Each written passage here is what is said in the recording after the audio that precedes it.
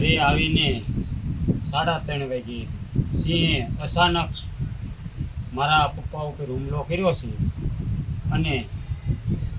જંગલ ખાતાવાળા એવું કહે છે કે આમાં કોઈ પ્રૂફ નથી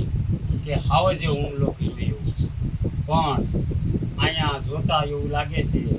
કે જોઈને ગામજનોએ કીધું કે નહીં હાવજ જ છે, તો જંગલ ખાતાવાળા એનો બચાવ કરે છે. અને જંગલ ખાતાવાળાને એવું જણાવવા માગું છું કે આ હિંસક પ્રાણીનો, આ માનવભક્ષી પ્રાણીનો આ પાંજરે પૂરી અને સહી સલામત જગ્યાએ મૂકે. અને અમારે